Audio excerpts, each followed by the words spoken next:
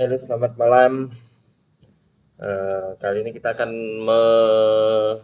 melakukan pengolahan data LiDAR. Ini kita menggunakan sensor L2, Zenmus L2, kemudian menggunakan drone Matrice 350 RTK. Nah, sebelumnya data yang kita peroleh dari SD card, dari micro SD. Ini penerbangan hari ini 3 kali flight, kita pindahkan, kita copy ke dalam folder penyimpanan. Nah, ini intinya kita di manajemen datanya. Jadi ini beberapa flag dari hari pertama, kedua, dan kemudian hari ketiga. Hari ketiga saya paste dulu di sini. Nah, di sini sudah ada ya, tadi sudah saya paste, ini biar kita skip aja biar lebih cepat. Nah, ini ada 3 data di hari ketiga. Nah, untuk manajemen datanya biar lebih mudah mengidentifikasinya, kalau saya tulis seperti ini. Misalnya ini di hari pertama ini D1 flag 1. Ini ada di hari kedua D2 flag 1 dan seterusnya, dan di hari ketiga ini juga sama. Kita rename menjadi day ketiga flag pertama. Nah, selanjutnya untuk yang kedua juga sama. Day ketiga flag kedua. Kemudian yang selanjutnya, yang terakhir hari ini, day ketiga flag ketiga. Oke, setelah kita rename seperti ini. Nah, jika ada penerbangan yang gagal, ini saya skip misalnya di hari pertama. Hari pertama ini penerbangan keduanya gagal. Jadi tidak saya tulis biar berada di file yang paling bawah, saya kasih tanda X. Nah, jadi nggak ada ini day 1 flag 2 karena gagal, tidak saya tandai. Langsung lanjut loncat ke day 1 flag 3. Nah, ketika data sudah tercopy, selanjutnya kita akan melakukan koreksi memasukkan data GPS ya. GPS yang kita gunakan ini geodetik dengan metode PPK. Nah, metode PPK kita ambil datanya dulu. Jadi di sini data aerial ini adalah data penerbangan drone-nya, survei drone-nya yang diambil dari data kamera LiDAR dari micro SD-nya. Kemudian ada data untuk base. Nah, base ini merupakan base GPS untuk drone-nya. Nah, ini di hari ketiga, ini sudah saya copy datanya di sini. Yang kita perlukan di sini yang ekstensinya .24o. Nah, ini kita copy, kita masukkan ke data survei udaranya. Ini tadi di hari ketiga ya, flag 1, paste di sini. Nah, ini di bawah ini terpaste. Kemudian penerbangan kedua juga sama, dan terakhir penerbangan ketiga sama. Nah, untuk kita memasukkan data GPS ini ke dalam nanti pengolahan data GPS ini, kita rename. Kita rename mengikuti nama di dalam file ini. Ini harus sama persis. Jadi bisa di sini boleh, ini boleh, ini boleh, sampai ini sampai sini. Nah, kecuali yang pertama ini namanya kan berbeda nih. MUM23. Sementara kalau yang lain kan 002 lah ini. Oh, ini pun juga nggak bisa ini 001. Nah, kalau saya selalu konsisten menggunakan yang ekstensi RTK ini, saya copy paste. Ini saya copy name-nya, saya pastekan ke data GPS-nya ini. Nah, kemudian setelah dipaste, ekstensinya kita ganti menjadi OBS. Nah, kemudian sama halnya di penerbangan kedua hari ini, RTK ini, copy, kemudian paste .obs. Dan yang penerbangan ketiga, copy paste.obs.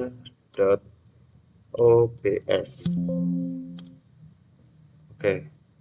Nah, kemudian selain database untuk drone, ada data ground control point. Nah, ini sudah saya copy juga di sini.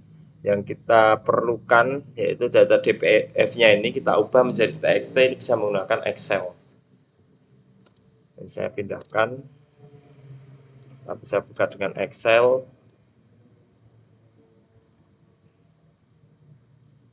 Nah, kemudian saya save as file, save as, saya simpan di GCP hari ketiga. Nah, ini formatnya menggunakan tag txt yang tab delimited. Simpan. Oke, ini di close saja. Nah, GCP sudah. Nah, kemudian database tadi juga sudah dikoreksi akurasinya menggunakan JKG, jaring kontrol geodetik punyanya BIG. Ini sudah dilakukan koreksi ya. Jadi di sini ketinggiannya sudah menggunakan ketinggian ortometrik ini 94. Yang kalau kita lihat nanti data awalnya GPS sebelum dikoreksi di atas 100 meter, nanti bisa terlihat di aplikasi DJI Terra-nya. Nah, ini langsung kita buka saja aplikasi DJI Terra. Ini aplikasi DJI Terra, ini saya sambil mengolah data yang lain. Nah, kemudian kita mulai mengolah untuk data penerbangan hari ketiga. Ini bisa kita pilih new mission, kemudian LiDAR point code kita pilih. Ini jangan lupa nih kita online ya, karena ini masih akunnya belum permanen, masih trial 1 bulan. Kemudian ini kita namai, saya kodenya pakai MUM nih di Kebun Mumbul. Kemudian hari ketiga flight pertama. Oke. Nah, nanti di sini ada nih MUM D3 flight pertama. Nah, kita langsung panggil datanya di folder aerial survey tadi yang hari ketiga flight pertama. Kita pilih, kita masukkan, sudah masuk. Nah, di sini sudah masuk. Kemudian destination center point-nya. Nah, ini kalau data GPS sebelum dikoreksi jaring kontrol geodetik, ketinggiannya 132. Nah, koordinatnya ini. Nah, ini kita koreksi dengan memasukkan data yang di Excel tadi. Data ini. Kita masukkan, tapi jangan lupa ini kita ubah dulu ke UTM zona 49S. Kebetulan lokasinya di Jawa Timur saat ini. Zone 49S. Nah, zone 49S ini. Pilih. Oke. Nah, kemudian kita masukkan koordinatnya. Ini pakai decimal degrees ya. Ini 8 derajat, sekian. Ini karena di lintang selatan, jadi minus.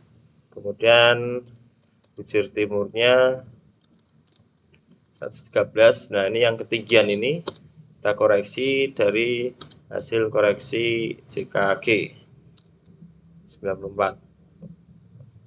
Oke, kita lihat base-nya. Nah, ini base-nya sesuai dengan lokasi, bisa kita cross check. Ini bisa kita cross check menggunakan citra satelit pun juga bisa. Nah, ini sesuai dengan lokasi yang kita gunakan untuk base di lapangan tadi. Nah, selanjutnya LiDAR point cloud ini kita atur settingannya ya. Untuk point cloud density saya lebih suka menggunakan persen, jadi 100%. Skenario ini tetap sama, point cloud processing. Point cloud processingnya ini tidak perlu diubah, nggak masalah. Ini point cloud effective distance range di 3 sampai 300 meter. Kemudian optimize ini biarkan tetap aktif. Smooth point cloud ini diaktifkan saja. Kemudian ground point classification ini kita aktifkan. nanti biar bisa mengklasifikasikan secara otomatis yang termasuk dalam ground atau tanah dan non tanah, termasuk vegetasi maupun bangunan. Nah, ini karena tujuan kita untuk memetakan mikrotopografi kali ini ya, tapi kalau untuk memetakan hal yang lain mungkin bisa disesuaikan. Untuk software Digitera ini sendiri dia sudah otomatis ya, jadi kita lebih mudah dalam melakukan pengolahan dibanding kita menggunakan software-software yang lain. Nah, ini ground type, ini karena tempatnya flat, kita pilih flat ground secara otomatis. Nanti di sini angkanya berubah dari building max diagonalnya di 20. Kalau ini kita ubah, misalnya kita slope, nah, nanti ini angkanya akan berubah juga. Ini 10 0,7, kalau ini 3 0,3. Nah, karena ini tempatnya flat, kita pilih yang flat ground. Kemudian ini saya untuk mengolahnya nanti menggunakan data DEM untuk mempermudah, lebih ringan karena areal yang kita petakan ini sampai 3.000-an hektar. Jadi generate DEM kita aktifkan. Kemudian ini by GSD di angka 0,5 meter per pixel, solusinya sangat detail ya. Kemudian kontur pun sekaligus saya aktifkan saja, walaupun nanti konturnya bisa di generate dari data DEM. Interval kontur ini saya pakai 1 meter, datumnya 0, elevation anotasinya ini 10. Ini kita aktifkan, biarkan di angka 10. Untuk advance ini jangan lupa UTM ini zona 49S. Kemudian akurasi control and check ini kita masukkan dari GCP tadi. Nah, kita import ini, kita cari yang formatnya sudah kita ubah jadi TXT tadi di hari ketiga. Nah, ini TXT ini open. Nah, kemudian ini kolom separator ini kan masih koma, kita tadi menggunakan space. Nah, nanti di tabel ini bisa terlihat. Nah, untuk baris pertama ini akan dihilangkan karena nama ya ini, jadi nggak usah. Nah, kemudian ini kita atur sesuai dengan kondisinya. Di sini yang kolom pertama ini merupakan nama, kemudian ini -8 ini merupakan latitude, yang ini berurutan longitude, dan ini ketinggian altitude. Nah, ini ketinggiannya ini dari data ground control point. Nah, karena data GPS geodetik yang digunakan koordinat sistemnya bukan UTM, jadi ini jangan diubah, langsung kita import saja. Nah, seharusnya itu nanti titik-titik ini berada di titik yang sesuai dengan kondisi di lapangan. Nah, ini kan ada 15 titik ya ini ya. 15 titik. Nah, titiknya di lapangan memang tersebar ya. Ini base-base yang berubah tadi. Kemudian ini yang kita drone tadi di sini, ini di sini di hari pertama di sini sudah. Jadi ground control point di sini nggak tercakup di situ. Nah, ini sebagai catatan harus kita ketahui bahwa GCP ini hanya mengkoreksi ketinggian yang di sini untuk hal ini. Nah, kemudian setelah sudah semua, pastikan kita cek lagi di sini sudah 49 zonanya, 49S kita ubah. Baru kita kembali ke GCP tadi, kemudian kita start processing. Kita bisa cek lagi apakah sudah sesuai pengaturan seperti yang kita inginkan. Ini sudah, ini sudah, ini sudah, 0,5 sudah, ini sudah, ini UTM 49S. Kalau sudah, oke. Nah, kemudian ini nanti akan proses. Kalau yang kita masukkan di sini tadi untuk koreksi base station ini tadi salah, nanti di sini akan muncul notif yang menunjukkan bahwa ada ketidaksesuaian antara base dengan data drone-nya, data lidar maupun data foto drone-nya. Nah, ini akan proses, karena ini saya sedang proses pekerjaan atau areal yang lain, jadi nanti menunggu giliran yang untuk D3 flag 1 ini. Nah, nanti sambil menunggu bisa kita tambahkan lagi misi flag yang kedua. Sama caranya seperti tadi, ini D3 flag kedua. Nah, kita lakukan pengaturan sama seperti itu. Sementara ini dulu untuk processing di DJI Teranya. Nanti begitu dapat DJI Tera bisa kita pakai datanya untuk processing berikutnya, baik di Global Mapper kalau kita mau menggunakan data DEM-nya, atau data point cloud-nya pun juga bisa di Global Mapper, ataupun software-software cloud yang lain, point cloud yang lain. Nah, nanti datanya kurang lebih seperti ini. Data hasil olahannya ini saya taruh di analisis ini. Sorry, bukan di analisis ya. Di ekspor ini. Nah, ini kalau data DEM-nya, ini saya ambil dari di dalamnya. Nah, tadi yang data di Tera itu outputnya sudah saya setting di sini. Jadi nanti akan keluar ini outputnya di sini semua. Nah, termasuk tadi yang D3 flag 1, karena ini belum proses, jadi data leadernya ini kan masih kosong. Tapi kalau yang prosesnya sudah selesai, misalnya di D2 flag 1, ini misalnya, nah di data leader, ini nanti akan ada beberapa data, termasuk data konturnya, kemudian data DEM-nya, ini data DEM, kemudian data LAS-nya, ini point code-nya, data leader-nya, data point-nya. Nah, ini semua ada di sini. Nah, ini nanti yang karena data yang saya olah besar, kalau saya menggunakan data Tera LAS ini akan sangat besar sekali memakan waktu. Jadi saya menggunakan data DEM.